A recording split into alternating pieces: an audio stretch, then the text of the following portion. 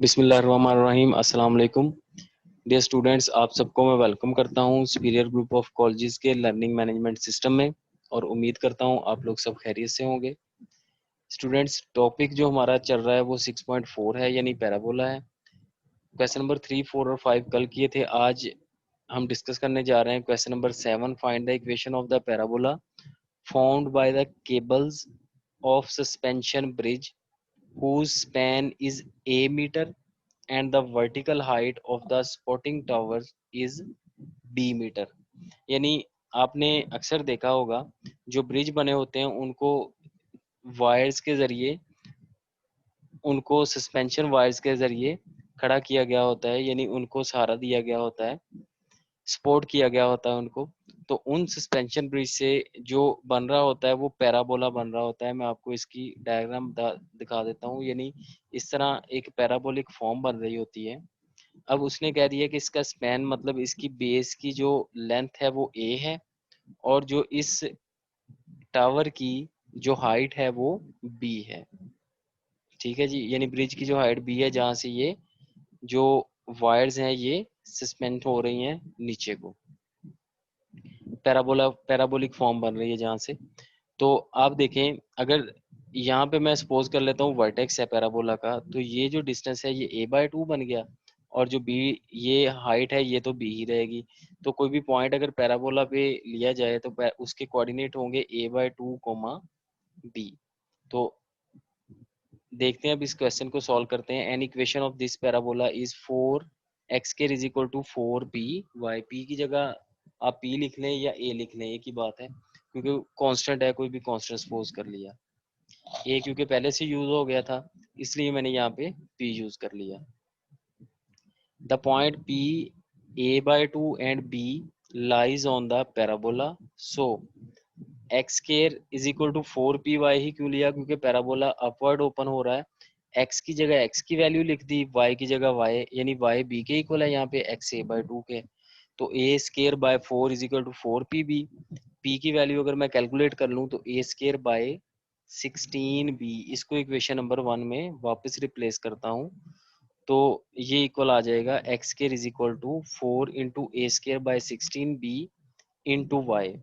4 16 से डिवाइड हो गए, x² is equal to a²/4b into y. तो ये रिक्वायर्ड इक्वेशन है उस पैराबोला की जिसके स्पैन की लेंथ a मीटर और हाइट जो है वो b मीटर होगी। ठीक है जी, नेक्स्ट देखते हैं जी question number 9।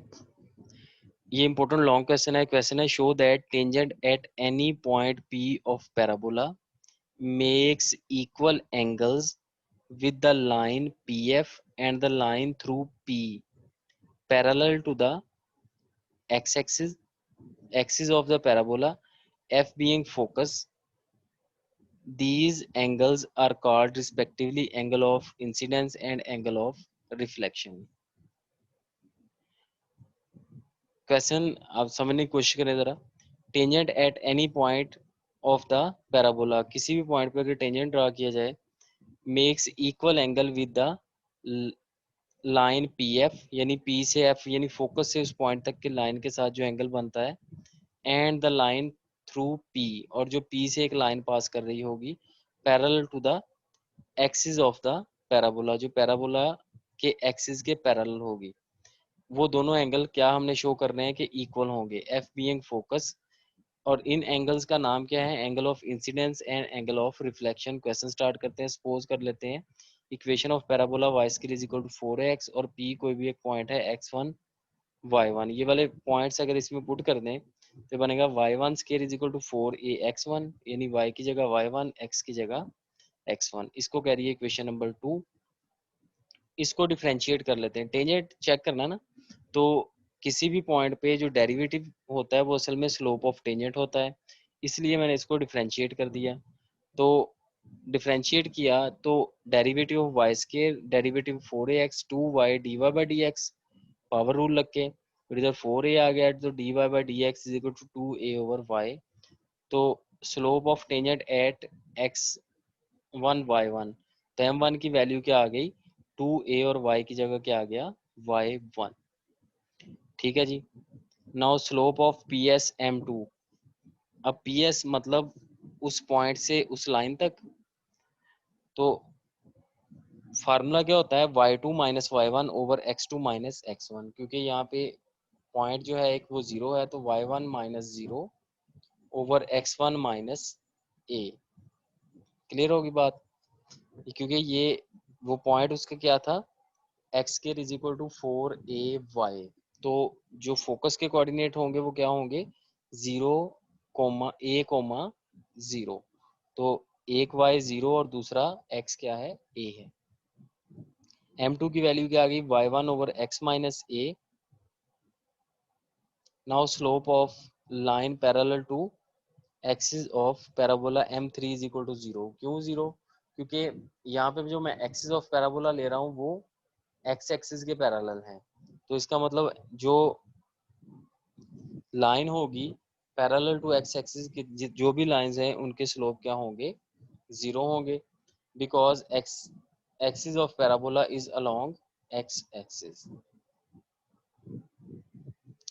Late θ1 be the angle between tangent and the line parallel to the axis of parabola, then हमने सपोज कर लिया थीटा, तो टेन थीटा वन फार्मूला लगा दिया, m2 माइनस एम वन या m1 minus m3 over 1 plus m1 m3। m1 की value है हमारे पास, m3 की वैल्यू है हमारे पास ओवर 1 प्लस m1 m3, तो 2a ओवर y1 ओवर यहाँ पे क्या रह गया 1, तो 2a ओवर y1 ये आंसर आ गया। फिर टेन थीटा टू एंगल है किस किस का, बिटवीन टेंजेंट एंड पीएस, जो लाइन हम उन्होंने कही है, तो ten theta to m2 minus m1 over 1 plus m2 m1 values put कर दी, y1 over x1 minus a over 2a over y1, जो भी हमने दोनों फाइंड किए हैं m2 और m1 की वैल्यू, और नीचे 1 plus m2 into m1। LCM ले लें y1 का स्केयर, और ये उधर मल्टीप्लाई होगा 2 into x1 minus a y1 over x1 minus a over, यहाँ पे भी आप एलसीएम ले लें x1 minus a plus 2a over x1 minus a। ठीक है जी। y1 square minus 2a x1 plus 2a square y1 into x1 plus a। Simple simplification है just, 4a x1 minus square open कर लिया 2a x1 plus 2a square y1 ऐसे into x1 plus a, 2a into x1 plus a common ले लिया, यानी ये 4a x1 minus 2a x1, तो 2a x1 रह गया, 2a कॉमन रह लिया, तो x1 plus a over y1 into x1 plus a cancel हो गया, किसके इक्वल आ गया, 2a ओवर y1। तो अब आप चेक करें फ्रॉम इक्वेशन नंबर 3 एंड 4 दोनों सेम है, tan theta one is equal to tan theta two, तो टेन टेन से कैंसिल, तो theta one is equal to theta two, तो यही हमें चाहिए था कि ये दोनों एंगल्स होंगे वो एंगल्स इक्वल होंगे। क्वेश्चन नंबर 8 मैंने छोड़ा है, वो आप लोग को ट्राई कीजिएगा, इंशाल्लाह सॉल्व कर लेंगे। अपना ख्याल रखिएगा, अल्लाह हाफिज।